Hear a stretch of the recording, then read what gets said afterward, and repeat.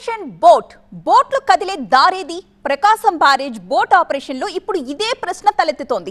Engineering నిపుణుల్ని వేధిస్తోంది. గేట్లకు అడ్డంగా ఉన్న బోట్లను తొలగించడానికి 7 రోజులుగా ప్రయత్నాలు జరుగుతూనే ఉన్నా ఫలితం మాత్రం శూన్యం. ఇప్పటికే 3 ప్లాన్లు ఫెయిల్ అవ్వడంతో తాజాగా మరో కొత్త ప్రణాళికను తెరపైకి తెచ్చారు అధికారులు. ఇంతకీ ఏంటా కొత్త ప్రణాళిక? బోట్లు బయటకు రావడానికి ఇంకా ఎన్ని రోజుల సమయం పడుతుంది?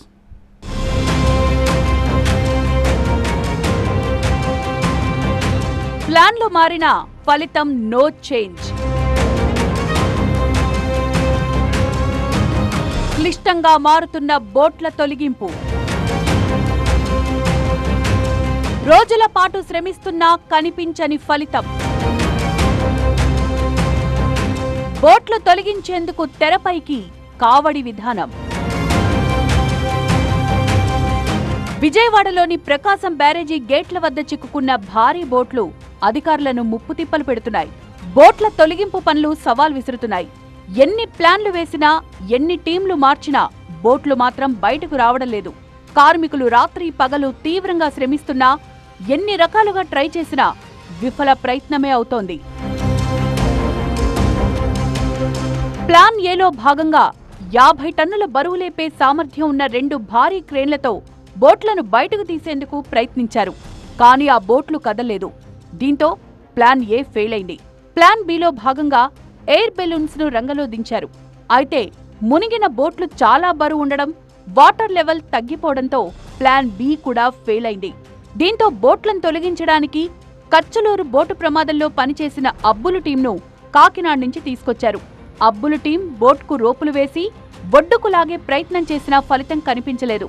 దీంతో మరో కొత్త విధానాన్ని అమలు చేయాలని భావిస్తున్నారు అధికారులు. మామూలు ప్లేట్ కట్ చేయడం అంటే ఈజీగా అవుతుంది. దీంట్లో ఒక 3 పొరల్లాగా ఉండటం వలన ఒక కింద ఒక ప్లేటు, పైన ఒక ప్లేటు, మధ్యలో ఇవి 1 మీటర్ కట్ చేయాలంటే అది ఒక 5 మీటర్లు అవుతుంది కట్ చేయాలంటే. అది చాలా లెంగ్తీ ప్రాసెస్ అవుతుంది. అందుకని ఈ విధంగా పొక్కలైన లాగాలని చెప్పి ఆయన మినిస్టర్ గారు వాళ్ళు చెప్పి అబ్బుల్ గారు నన్ను పిలిచారు. దానివల్ల కొంత దాని నుంచి దిగటం, లాగటం, బయటకు రావడం జరిగింది.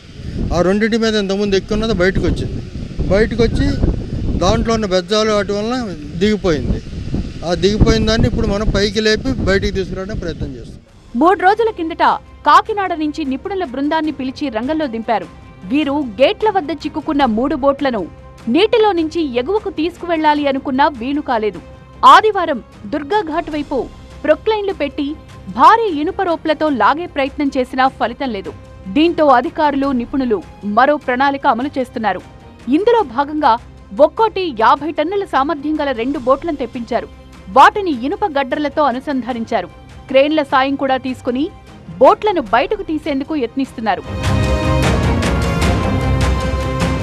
బోటు చిక్కుకున్న ప్రాంతానికి సమీపంలోనే బ్యారేజీ వెనుక నిర్మించిన సేఫ్టీ వాల్ ఉంది. బోటును ముందుకు లాగితే ఆ వాల్ దెబ్బతింటుంది. పైగా ఈ వాల్ను ఢీకొని ఆగిపోతే బోటును లాగడం మరింత కష్టమవుతుంది. దీంతో బోటును ఒడ్డుకు చేర్చడానికి కావడి విధానమే మేలని అబ్బులు టీం భావిస్తోంది. బావులు, చెరువుల నుంచి నీళ్లు తెచ్చుకునేందుకు గ్రామాల్లో కావడి ఉపయోగిస్తారు. చెక్క బద్దకు ఇరువైపులా వేలాడదీసిన తాళ్లకు బిందెలు కట్టుకుని నీళ్లు తెస్తారు.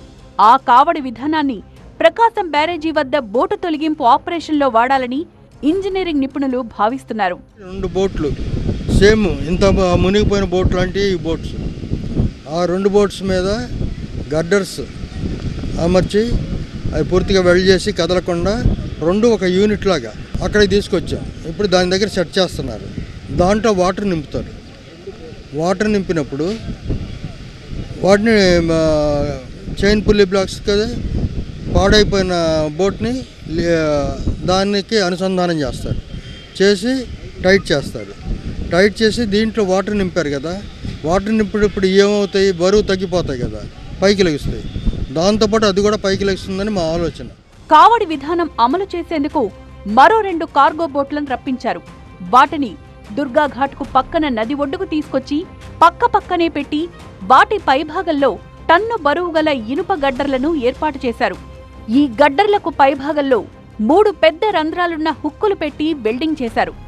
ఒక బోటును బ్యారేజ్ గేట్ల వైపున, మరో బోటును నది వైపున నిలిపారు.